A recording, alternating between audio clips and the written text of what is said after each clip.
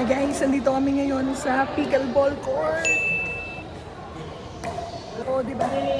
So, pickleball kami. Ito yung mga kasama namin sa club. Ayan sila. At ito pa yung court.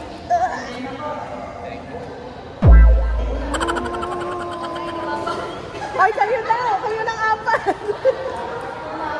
So, ayan sila. Dumadating na sila. So, hello po. Dapat nagtingin sa kayo ng ano. Nag-start na sila. Ito pa yung ibang court. Ang daming naglalaro dito. So, outfit check tayo. Tabako. Up. Is ba? So, mamaya, papakita ko yung court pag ako yung naglalaro na. Ano ba yung pickleball? Para siyang, pickleball kasi, para siyang ano, table tennis na nasa tennis court.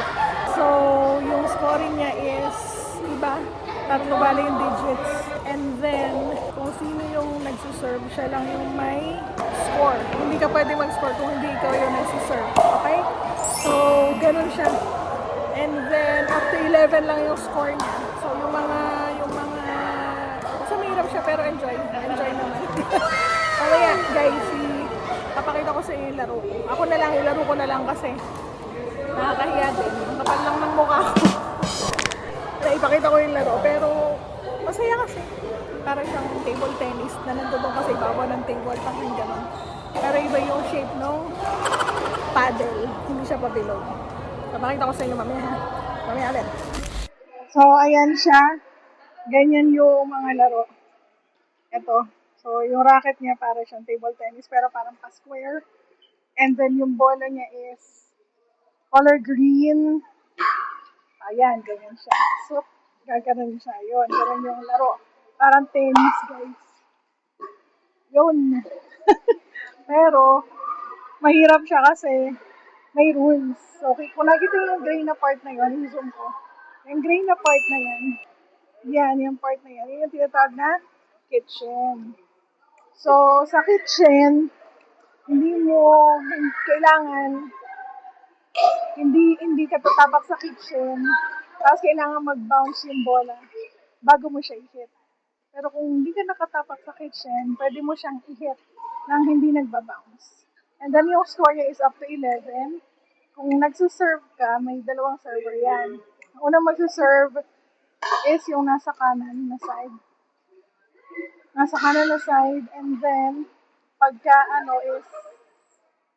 nagkamali na siya ng sa service, yun naman isa yung magsuserve. Kailangan makapag-serve muna yung dalawa, yung mag-partner, mapunta sa kabila yung bola. Okay, so ayan. Madami pa nag-pickleball dito, guys. Maganda dito sa LRC. Kasi, pwede mag-pickleball, pwede mag-badminton. Over there, ayun ang badminton. Ito, pickleball rough siya. Yun ang rough yung floor. Doon, para flex. So, medyo mababa yung bounce ng bola doon sa ganong floor. Yung ganyang floor, mababa yung bounce ng bola yan. Ito, medyo mataas dito. Okay? So, ayun, mamaya, napakita ko sa inyo yung laro namin. Laro ako. Ayan, mic on.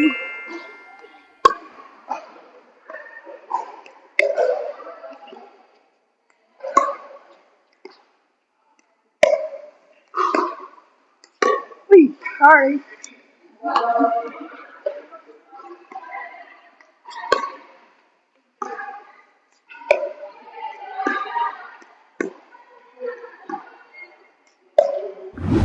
Okay.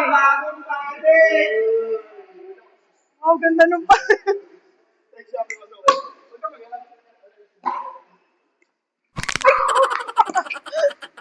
Ay.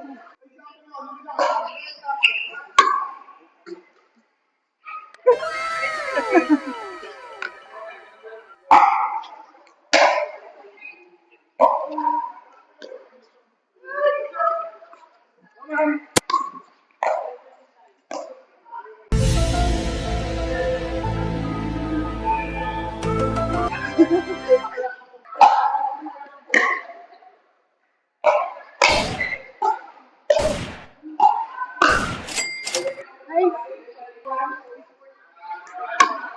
ay, sorry. Ay!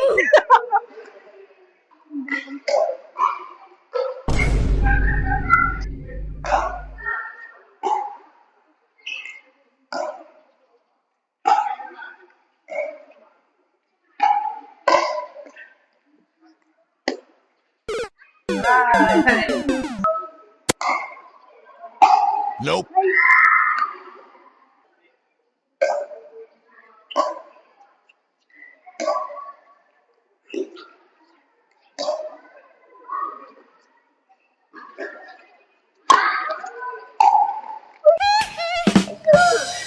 Sorry. Ano lang. Hirap po nino.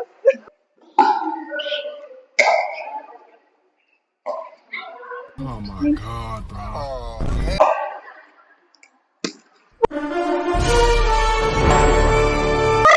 Sayang.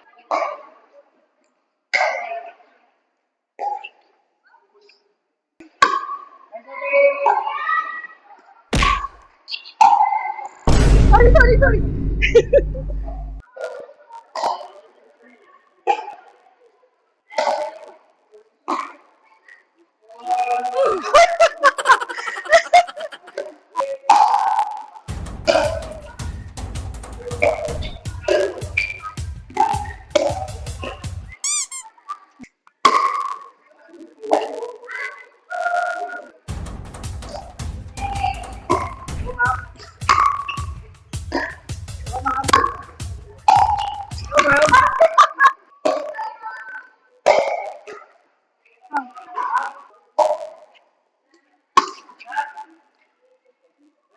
Kala ko outside eh.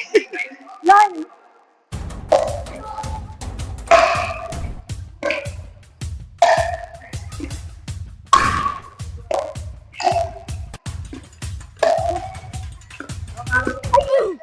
Sorry, kawawa sa kami.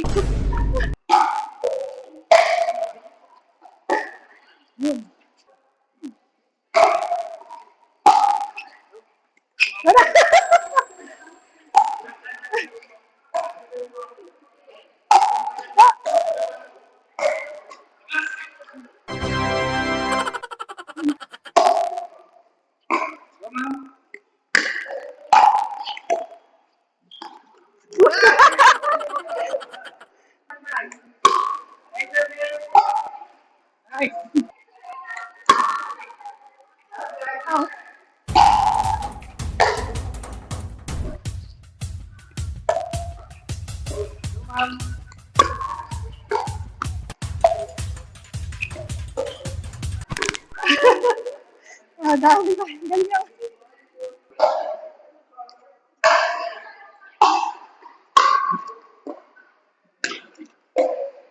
Ay, shit.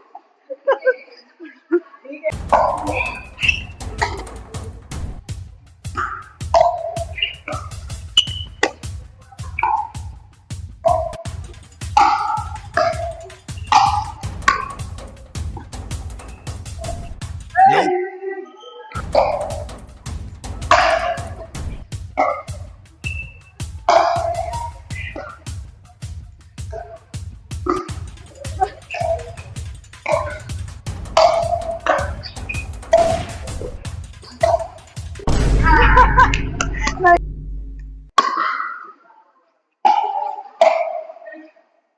Nice, nice, nice. Nice. Mabot. Ayun guys, kakatapos ko lang maglaro. Ito yung laro ko.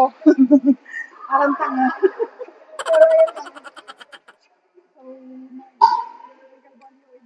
Kasi queuing dito, queuing. And, ayun, sabihin, pag tinawag yung pangalan mo, nalaro ka na. Galing mo nakalaban natin. Tagal na silang nagpipikan doon, kaya grabe yung mga sunod. Ang ganda dito kasi may mamimit ka ng friend. Kita mo yun? Kita mo yun?